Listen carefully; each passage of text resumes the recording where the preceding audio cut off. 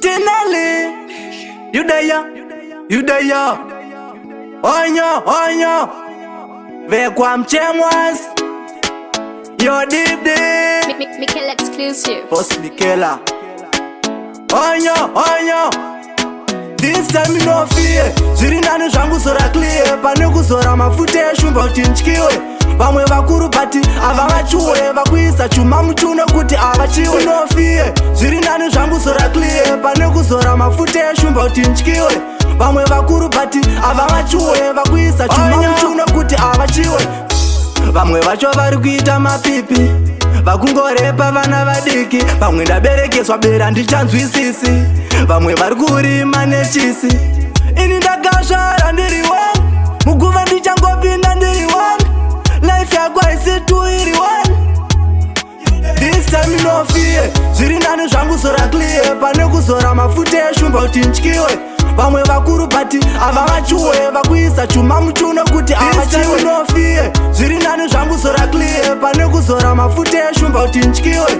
Vamwe vakuru pati avavachiwe. Vakuisa chuma muchuno kuti avachiwe. Mombe inobururuka, pamwe ndi mwari yakuburuka. Ndakarara ini ndofomoka, pamwe ndakanokorewa tsoka. Ndakanonga bhachi rakanyora luminati. Kwazvino zvirere zvangonditi kwati. Ndakanonga mari ndakazviti ndarichi. Ndisingazive munyika muno ndini ndava witi. This time no fear. Zviri nani zvangu zora clear. Pane kuzora mafuta eshumba kuti nchkiwe.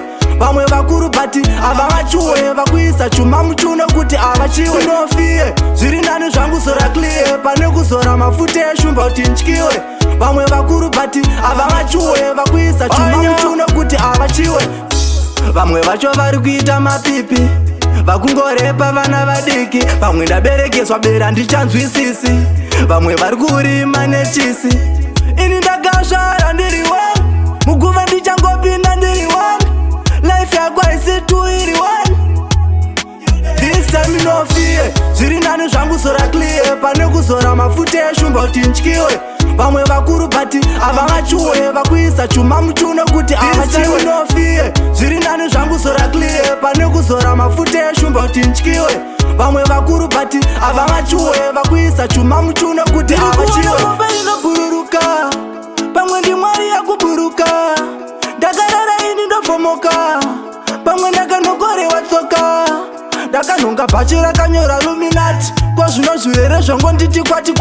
Ndakanonga mari ndakazviti ndarichi. Ndisingazive munyika muno ndini ndava witi.